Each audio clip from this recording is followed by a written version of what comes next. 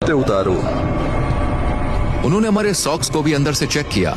हमें केवल सिक्योरिटी पार करने में 1 घंटा लग गया, जबकि हमें मीडिया के रूप में इनवाइट किया गया था और इसके लिए महीनों पहले अप्लाई किया था। गार्ड्स ने मास्क पहना है क्योंकि वो यहाँ एक जोखिम भरा काम कर रहे हैं। अगर उनकी पहचान हो गई तो टाउन सेंटर्स जाना उनके लिए और भी खतरनाक हो सकता है, क्योंकि इनके गैंग्स के बहुत सारे कनेक्शन है, इसलिए उन्हें अपनी पहचान छुपानी पड़ती है। आप मास्क क्यों नहीं पहनते?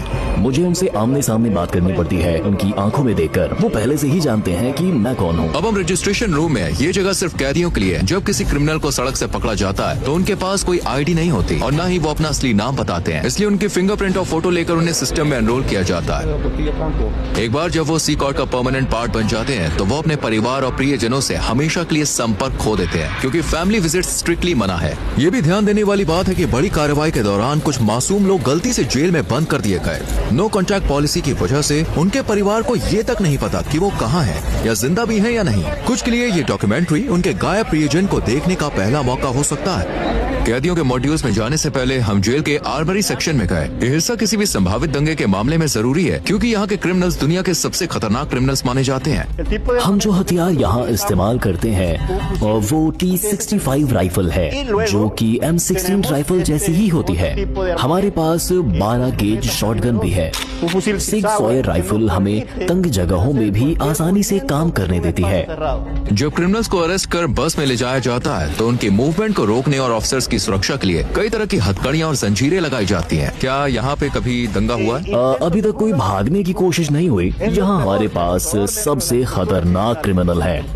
दंगा रोकने वाले गियर में सिर की सुरक्षा, फेस शील्ड, गर्दन की सुरक्षा, एंटी ट्रॉमा वेस्ट, पैरों की सुरक्षा, शिन गार्ड्स और एक शील्ड शामिल है। आमतौर पर जेलों में कैदी हाथ से बने हथियार जैसे चाकू या नुकीले औजार तैयार कर लेते हैं।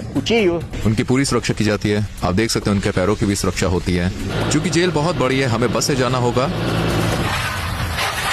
अब हम मॉड्यूल एरिया में एंटर कर रहे हैं। देश को सुरक्षित रखने के लिए सी कॉर्ट में 1000 स्टाफ मेंबर्स काम करते हैं। ये लगभग इम्पॉसिबल है, लेकिन बस सोचिए अगर कोई कैदी इस किले-नुमा जेल से बाहर निकल भी जाए तो जो छोटे छोटे पत्थर आप देख रहे हैं उन्हें जानबूझकर यहाँ रखा गया।